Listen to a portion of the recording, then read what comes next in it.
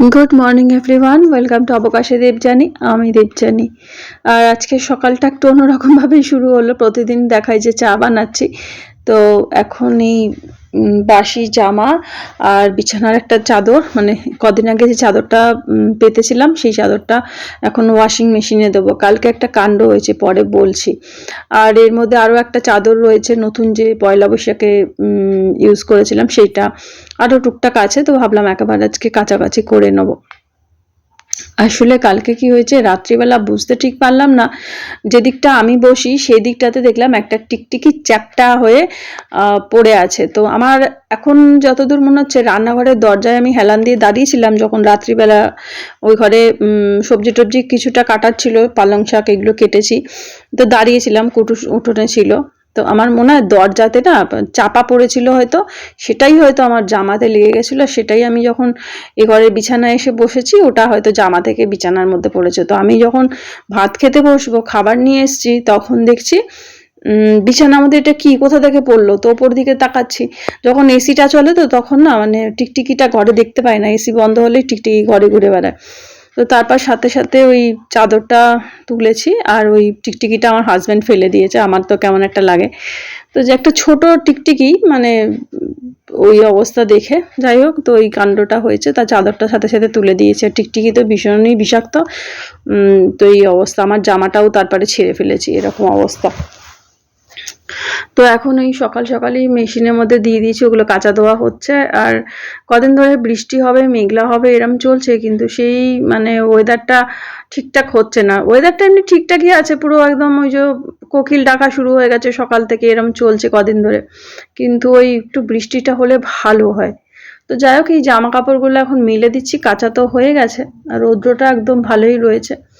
আর আমার এই চালতা চাপা বা কাঠগোলাপের গাছটা বেশ বড় হচ্ছে, কিন্তু এখনো কুড়ি আসেনি, বড় হচ্ছে। শীতের সময় ফুলমেলা থেকে কিনে নিয়ে এসেছিলাম দুটো গাছ, এই গাছটা, আর একটা নিয়ে এসেছিলাম বেগম বাহারটা না একবার গাছ ভর্তি যে কুড়ি ছিল, কুড়িগুলো ফুটে, ফুলগুলো ফুটে, আর কিন্তু আর ফুল হয়নি, পাতাগুলো ঝরে গেল। তো ভাবলাম নতুন পাতা গজাবে, তো দেখলাম না, পাতাগুলো ওইরকম হয়ে গেছে। বেগম বাহার গাছ না দুরকম হয়, একটা বড় পাতা, একটা ছোট পাতা। আমারটা হচ্ছে ছোট পাতা, মানে টিপু চায় না যেটা বলে। কিন্তু গাছটা থাকলো না, অনেক চেষ্টা করলাম কিন্তু থাকলো না। ওকে এমন জায়গাটায়, গেটের কাছটাতেই দিয়েছিলাম যেখানে খুব বেশি জলও পাবে না, খুব বেশি মানে এও হবে না, কিন্তু দেখো তাও কেমন নষ্ট হয়ে গেল। আমার একটা বড় গাছ ছিল, এর আগে পুকুরের জল উঠে না আমার গাছটা নষ্ট হয়ে গেছিল, বেগম বাহারের যেটা বড় পাতা, ওই গাছটাই ছিল অবশ্য। আর এই যে দেখো, জামা কাপড় মেলতে মেলতে কোথায় হাওয়া হয়ে গেলাম, হাজব্যান্ড ফোন করেছে, এই হচ্ছে সমস্যা। আর মিউট করা আছে ভিডিওটা, আর আশ্রম থেকে প্রচণ্ড পরিমাণে গান হচ্ছে, মানে এমন অবস্থা হচ্ছে না, আমরা নিজেরা সব আশেপাশের সবাই নাজেহাল হয়ে যাচ্ছি। তো বড় ঘরে শুধু দরজাটা শুধু বন্ধ করলে তবু ঘরে একটু আওয়াজটা কম আসছে, সেই আওয়াজটাও মারাত্মক আওয়াজ এরকম। তো আর দুদিন বাদে ভিডিওর ভয়েস দিচ্ছি, কারণ 2-3 দিন ধরে আমার শরীরটাও ভালো না, যে একটু ভয়েস দেবো। আর এখন বাজে 11:45, মানে 10টার দিকে রাত্রিবেলা আশ্রমের গান বাজনাটা বন্ধ হয়, কিন্তু এখন এই 10টা 40-এ বন্ধ হয়েছে। তো আমি ভাবলাম এই সময়টাতে একটু ভয়েসটা দিই, দুদিন যেহেতু ভয়েসটা দিতে পারিনি। তো হাজব্যান্ড বাজারে গিয়েছে, ফোন করলো, আজকে আমাদের চিকেন আনার কথা। তো চিকেন আনতে গিয়ে বললো যে আমরা যে কয়লার যে চিকেনটা খাই সেই চিকেনটা নেই, অন্য চিকেন আছে, কিন্তু অন্য চিকেন তো খাবো না। তারপর বললো যে মাটন নিয়ে যাবো, আনছি একদম না, যদি আনো তুমিই খাবে, আমি কিন্তু খাবো না, এরকম বলেছি। তো ওই জন্য ওটা বাতিল। তা বললো যে তাহলে মাছ নিয়ে যাই। তা বললাম ঠিক আছে। তো আবার খানিক্ষণ বাদে ফোন করেছে যে এই মাছ নিয়ে যাচ্ছি, কাটতে দিয়েছি। তা বললাম ঠিক আছে। তা টুকটাক কি বাজার লাগবে বলেছিলাম যে একটু রসুন আনতে। গতকাল সন্ধেবেলা বসে বসে রসুন ছাড়িয়েছি, আর কয়েকটা ওই গোটা গোটা রসুন তো কয়েকটা দিই, তো ওই জন্য আমি বলেছিলাম একটু নতুন একটু রসুন এনো, তাহলে ভালো হবে। আর দেখো এই যে ধাক্কা খাচ্ছি, কুটুস কালকে একটা কাণ্ড করেছে। ছোট একটা যে দইয়ের ভাঁড়ের মধ্যে করে কাদা দেওয়া ছিল গোলাপের জন্য, গোলাপ বলছি সরি, পদ্মের জন্য, সেইটাকে মুখে করে জল থেকে তুলে এনে উল্টেছে। কালকে সারাটা রাত তাণ্ডব করেছে, আর সারাটা দিন পরে এখন ঘুমাচ্ছে, জানো, বাথরুমের পর্দাটাকেও ছিঁড়ে দিয়েছে। এই হচ্ছে ওর কাজ। কবে যে বড় হবে বুঝতে পারছি না। জুতো টানাটানিগুলো বন্ধ হয়ে গেছে, জুতো টানাটানিগুলো করে না। কিন্তু এই যে আমার যদি একটা জামা থাকে, এই যে জামা কাপড়গুলো মেলছি, একটু পরে যখন শুকিয়ে গেলেই ঘরে তুলে নেবো, ওকে বিশ্বাস নেই। কারণ আমার জামা ধরে দেখি কি দুপুরবেলা হয়তো মানে দুপুরে যখন খাওয়া দাওয়ার পরে যখন শুতে আসি একবার গা ধুই, তো তখন ওই গা ধুই বা স্নানের মতো সেরে আসি, একটা জামা মেলে আসবো, তো বিকেলে উঠে দেখবো সেটা উঠোনে পড়ে আছে, মানে ছিঁড়লো না কিন্তু ওটা নিয়ে গড়াগড়ি করলো, তো সেটাকে আবার জল ধোয়া করি, এইরকম সব কাণ্ড চলে। আর আজকে সকালবেলায় উঠে আমার হাজব্যান্ড বলছে দেখো বাথরুমের পর্দাটা সেই 2016 থেকে টাঙানো রয়েছে, মানে ধোয়া হয় কাচা হয় আবার মেলে দেওয়া হয়। আসলে বাথরুমের দরজাটা তো ফাইবার বা প্লাস্টিকের দরজা, ওটাতে রোদ পড়ে, তো ওই জন্যই আমার হাজব্যান্ড বলেছিল ওখানে একটা মোটা পর্দা ব্যবস্থা করতে হবে, তো ওই মোটা পর্দাটা দিয়ে রাখি। আসলে ব্যাপারটা কি, মোটা পর্দাটা দেওয়া থাকে আর দরজাটা খুলে রাখি। যখন মানে আমরা বাথরুমে যাই তখন তো দরজাটা বন্ধ থাকে, কিন্তু রোদের যাতে তাপটা সারাদিন না পড়ে দরজাটা বন্ধ মানে খুলে রাখি, বাথরুমের দিকে ভেতরের দিকে দরজাটা থাকে। কিন্তু হলে কি হবে, আমরা যখনই বড় ঘরে থাকি তখনই উনি মানে আমাদের কুটুসু গিয়ে বাথরুমে গিয়ে শুয়ে থাকে, মেঝেটা ঠান্ডা পায়, ওখানে চুপচাপ শুয়ে পড়ে। তো কদিন ধরে কি হচ্ছে, দরজাটা বন্ধ করে রাখছি বাথরুমের, তো সেইটাই হয়তো রাগ না জানি না কি, না টিকটিকির তাণ্ডব, টিকটিকি বেয়ে গেলেও এরম করে। তো ওই আমাদের রান্নাঘরের পর্দাগুলো তো গুটিয়েই রাখি, কারণ এর আগে আমাদের বাড়িতে দুটো কালো কালো কুকুর ছিল, সরু তিলক মোটা তিলক, ওরা যখন ছোট ছিল ওরম পর্দা ধরে টানাটানি করতো, ওই টিকটিকি হয়তো পর্দার তলা দিয়ে চলে গেল, ওইগুলো নিয়ে নাড়াচাড়া দিত তো পর্দা ছিঁড়ে যেত। তো ওইটা মাথায় ছিল বলে প্রথম থেকেই ওই পর্দাগুলোকে কুটুস আসার পর থেকেই গুটিয়ে গুটিয়ে রাখি। তো যাই হোক, ওই এখন হচ্ছে বিছানা টিছানা ঝেড়ে একটুখানি জল খেলাম, জল না ওটা ইলেকট্রল ছিল, ওটা ইলেকট্রলটা যেটুকু ছিল বাদ বাকিটা খেয়ে ওটা করলাম। আর আজকে সকালে বানিয়েছি ঘুগনি, সেই যে ঘুগনি দেখলে যে রেখেছিলাম বানাবো বলে, আর তো বানানো হয়নি শরীর খারাপের জন্য। তো মানে সেদিন রাতে আমার হাজবেন্ড না ঘুগনিটা বানাতেই দেয়নি, বললো যে এত বিপিটা হাই ছিল আর ডান দিকের মাথা চোখ ঘাড় হাত এত ব্যথা করছিল, বললো যে তুমি যে কোনো মুহূর্তে মাথা করে পড়ে যাবে, যাওয়ার দরকার নেই, আর পড়ে গেলেই খারাপ, মানে মারাত্মক অবস্থা ছিল সেদিনকে। তো আজকে কালকে পালং শাক কেটে রেখেছিলাম, পালং শাক বেগুন ভাজা দিয়ে করব, আর ওই বেগুন দিয়ে করব, আর ওই কুলেখাড়া শাক দুদিনে সেটাকেও একসাথে করে নেবো, আর রসুন দিয়ে কালো জিরে শুকনো লঙ্কা ফোড়ন দিয়েছি। আর আজকে অনেকটাই পালং শাক হয়েছিল, এখান থেকে একটুখানি রেখে দিলে আগামীকালের জন্য হয়ে যেত, কিন্তু আমার হাজবেন্ড আবার বাজার থেকে পাট শাক নিয়ে এসছে, বলেছিলাম পাট শাক আনতে, তাই পাট শাক নিয়ে এসছে। পাট শাকের ফুলও হয়ে গেছে, ছোট ছোট দেখলাম দানাও হয়ে গেছে, মানে ফল হয়েছে। আর তো পাট শাকটা বসে বসে আজকে ছাড়িয়ে গুছিয়ে নিয়েছি সকালেই, মানে রান্নাবান্না এই ভাত টাত বসিয়েই যখন সবজি করতে বসেছি তখনই পাট শাকটা ঝটঝট করে কুচিয়ে প্যাকেটে ভরে রেখেছি যাতে না কোনো অসুবিধা হয়। আর তার সাথে নিয়ে এসেছে কুলেখাড়া, আজকে কুলেখাড়া নিয়ে এসছে 4টে আটি, যাক বাঁচা গেছে। তো কুলেখাড়াটাও ধুয়ে টুয়ে সব রাখবো। আর এই যে পালং শাকটা বসিয়েছি, ভাগ্য ভালো আমি আজকে মশলাটা করে ফেলিনি, মানে মাংসের জন্য। অনেক সময় না ও বাজারে গেলে আমি ওই ভয় পাই যদি লোডশেডিং হয়ে যায়, রবিবার আছে আজকের, ওই লোডশেডিং হতে পারে। হঠাৎ ভাবলাম কি আশ্রমে তো অনুষ্ঠান হচ্ছে, লোডশেডিং হবে না, ওরা হয়তো ফোন করে জানিয়ে দিলে লোডশেডিংটা হয়তো হবে না, তো থাক পরে মিক্সিতে বাটছি। ভাগ্যিস মিক্সিতে মশলাটা করিনি, নাহলে মশলাটা আমার নষ্টই হতো হয়তো। আর এখন এর মধ্যে আর চিকেন করবো না, মাছ রয়েছে।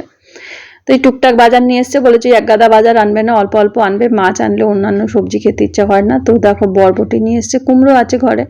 আর এর আগের দিন যে কুমড়োটা এনেছিল পুরোটাই ভেজে ফেলেছিলাম, কারণ ওই যে সবজিটা ব্যাগের মধ্যেই ছিল, আর শরীরটা খারাপ হওয়ার পর সেটা আমি তো গোছাইনি, আর এই ঘরটা প্রচণ্ড পরিমাণে গরম, তো একটু নরম নরম মতো হয়ে যাচ্ছিলো, তাই জন্য পুরো কুমড়োটাই রান্না করেছিলাম। অল্পই ছিল, এক ফালি সরু মতো নিয়ে এসেছিলো, আর কুমড়োটা বেশ মিষ্টিও ছিল। তো শাকে শাক চারিদিকে। তো ওদিকে তো পালং শাকটা হচ্ছে, আর এদিকে এই যে এখন এই কুলেখাড়াটা বার করছি, আর ওই পাট শাকটা খেতে ভালো লাগে, কিন্তু আমার হাজবেন্ডের ঠিক অতটা মানে পছন্দের না। শুধু পাট শাকটা ভাজবো, আমার পাট শাক ভাজা খেতে রসুন দিয়ে ভালো লাগে, তারপর বড়া খেতেও ভালো লাগে, তারপরে হচ্ছে গিয়ে ডাল খেতে ভালো লাগে। কিছু করার নেই, শুধু ভেজেই খাবো। তো আমি সবজিগুলো গুছিয়ে রাখি, আর এই কুলেখাড়ার আটিগুলো মানে বাঁধনগুলোকে কাটবো, কেটে এখন করে রাখবো, ধুয়ে পরিষ্কার করে রাখবো। এমনি শাকগুলো না পরিষ্কারই থাকে, কোনো রকম ময়লা বা পোকা বা কিছু থাকে না, এই সময় শাকগুলো ভালো থাকে। বর্ষার সময় শাক খেতে বারণ করে, কারণ ওই শাকের মধ্যে বিভিন্ন রকম পোকামাকড়ের ডিম পারে। কিন্তু আমি জানো তো এই সিঙ্কটার মধ্যে পুরো একদম পুকুর বানাবো। এই একটা একটা করে ডাল, প্রত্যেকটা ডাল এক সুন্দর সুন্দর করে ধোবো, ধুয়ে তারপর এই নীল বাস্কেটটার মধ্যে জলটা ঝরিয়ে রাখি। আর অনেকক্ষণ এর মধ্যে জলটা টেনে থাকে। তো সন্ধেবেলা বসে আর কুলেখাড়ার পাতাগুলো ছাড়িয়ে নেবো। সন্ধেবেলা বসে বলছি, এখন তো অনেকটা রাত হয়ে গেছে জানো তো, আজকেও সন্ধেবেলাটা বসে আর কুলেখাড়াটা শাকটা মানে ছাড়াতেও পারিনি। কালকে দেখি যদি তাড়াতাড়ি রান্না হয়ে যায় অন্তত করে নেবো। আর পারিনি, সেই সন্ধে থেকে আমি চুপচাপ শুয়ে আছি। শুধু সন্ধেবেলা উঠে সন্ধে দিয়েছি, চা খেয়েছি, আর এই একটা খেয়েছিলাম, মুসাম্বি খেয়েছিলাম। খিদে খেতে পাচ্ছিল, ওই 7:30 না 8টার দিকে মনে হচ্ছে হবে। ওই তো উঠে আর কোনো কাজ করতে ইচ্ছা করছিল না। এইমাত্র গিয়ে ভাতটা বসিয়ে এসছি, মানে ভাতটা উপর দেওয়ার সময় হয়ে এসছে। ভিডিওটা ভয়েসটা দিয়েই যাবো উপরটা দিতে। তো ওই আর পটল ভাজবো, মাছের ঝোলটা গরম হয়ে গেছে। তো মাসকাবারির জিনিসগুলো না গোছগাছ করা হয়নি, শুধু আজকে একটা তেলের প্যাকেটটা কেটে ওই তেলের বোতলে ভরেছি। আর যেটা বললাম কুলেখাড়া শাকটা দেখি কালকে যদি পারি পরিষ্কার করে রাখবো। শাকটা আমার এখন বেশ সুবিধা হচ্ছে, শুধু পাতাগুলো ছাড়িয়ে রাখলে না কুচি কুচিও তো করতে লাগে না, শুধু ওই সেদ্ধ করে দিয়ে তাতেই হয়ে যায়। আর আগে যেটা হতো সকালে আমার একটা চাপ থাকতো, মিক্সিটা অন করা, মিক্সির মধ্যে রেডি করে রেখে আসতাম। ধনে পাতাটাও দেখো আটিটা কেটে, মানে আটি বলছি শিকড়টা কেটে ধনে পাতাটাও রেখেছি, নাহলে বালি বালি হয়। আর এই হচ্ছে আমার পাট শাক কুচি করে নিয়েছি। আর কুলেখাড়াটা আমার এখন সুবিধা হয়, রাত্রিবেলা ওই ফুটন্ত জলে দিয়ে রাখি, আর সকালবেলা আমার হাজব্যান্ড নিজেই খেয়ে নেয়। বলি ছেঁকে নিতে, ছেঁকে নেয় না, ওই একটু কাত করেই নিয়ে নেয়।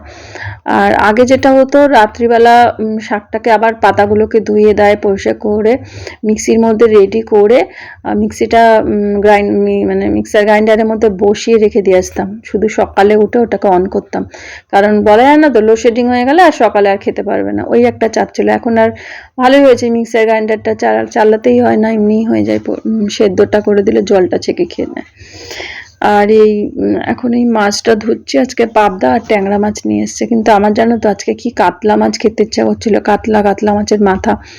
হাজব্যান্ডকে তো বলতেও পারছি না, বললেই তো সেই চাষের মাছ নিয়ে আসবে। তো দুপুরবেলা যখন খেতে বসে বলছি যে কাতলা মাছের মাথা কতদিন খাইনি, বলে বলতে মাছ তো ছিল, যে কি বলবো, ওই যা চাষের মাছ ওইটাই হচ্ছে সমস্যা, বলে ওইটাই আর কিছুই না।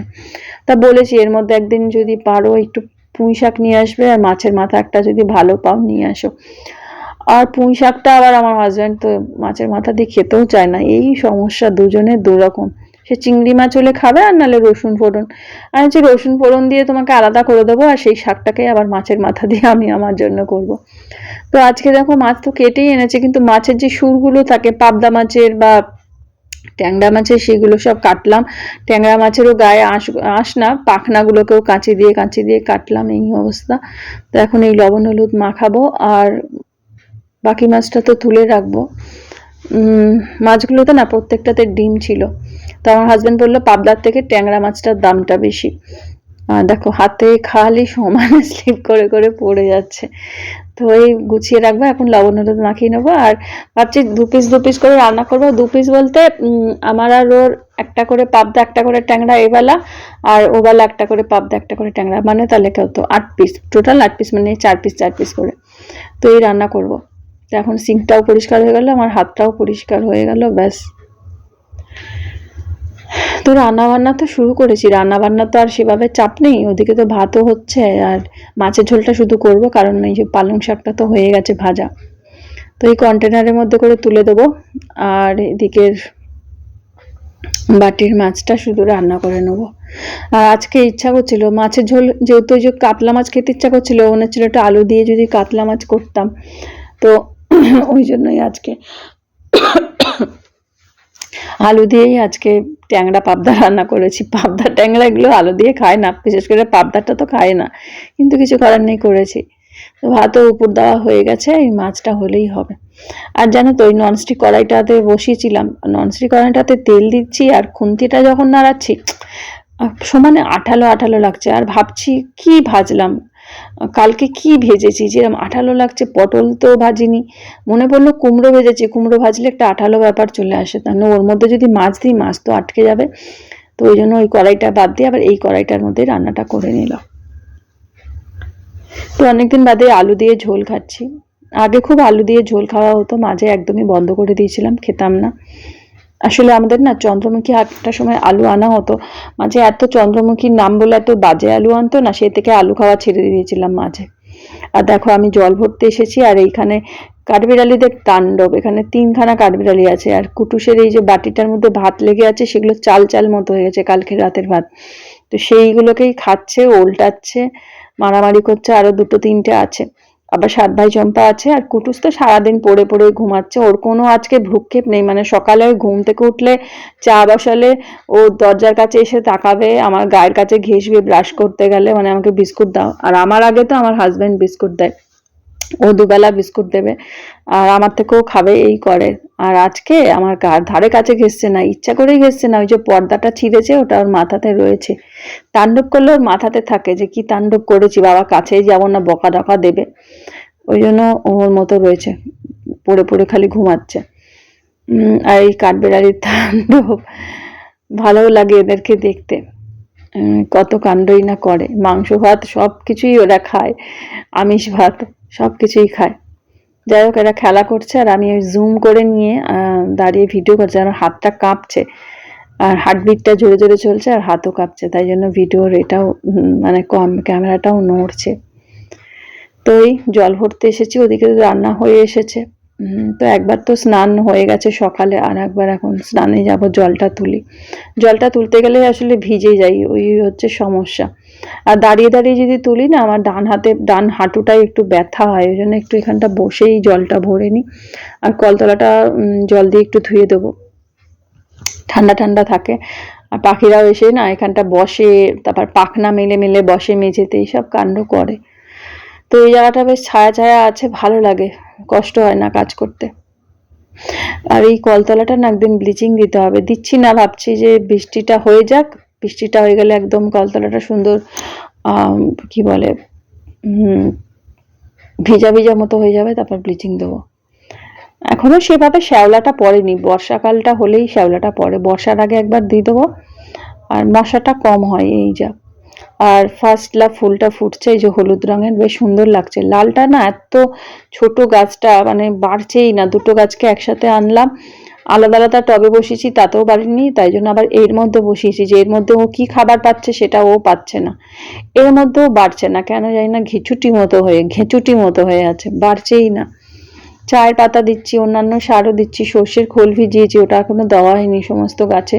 আসলে শরীরটা তো ঠিক ভালো যাচ্ছে না, একটা বড় গামলার মধ্যে সর্ষের মানে একটা বালতিতে, কলতলা একটা বালতি থাকে, সেই বালতিটার মধ্যে ভরে ওইখানে রেখে এসেছি, পরে গামলার মধ্যে করে প্রত্যেকটা বালতিতে বা গাছের গোড়ায় দেব জল দিয়ে। তো সেই যে ধৈর্য বা সহ্য শক্তিটা সেটা আর নেই। দেখো কুটুস এখন এদিকে কাঠবিড়ালিগুলোকে ধাওয়া টাওয়া দিয়ে তাড়িয়ে এখন ওই গেটের কাছে গিয়ে চুপ করে বসে থাকবে।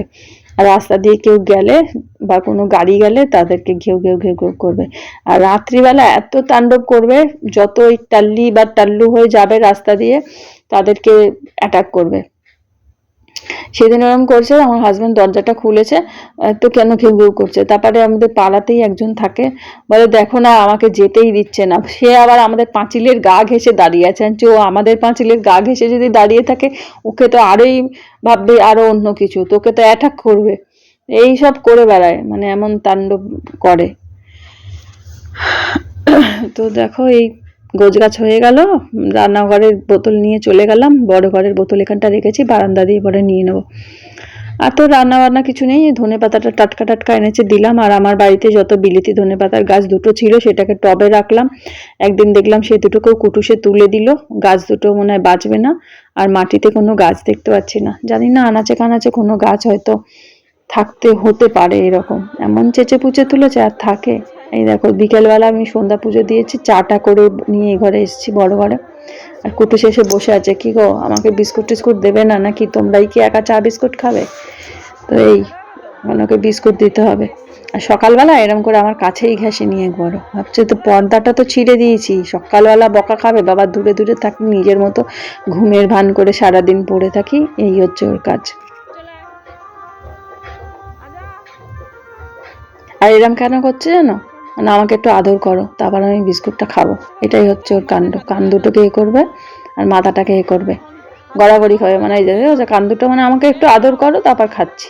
আমি তারপর বললাম না, আমাকে এখন হাত ধুতে যেতে হবে তোকে আদর করলে, আমি এখন আদর করবো না, আমি এখন চা খেতে বসি।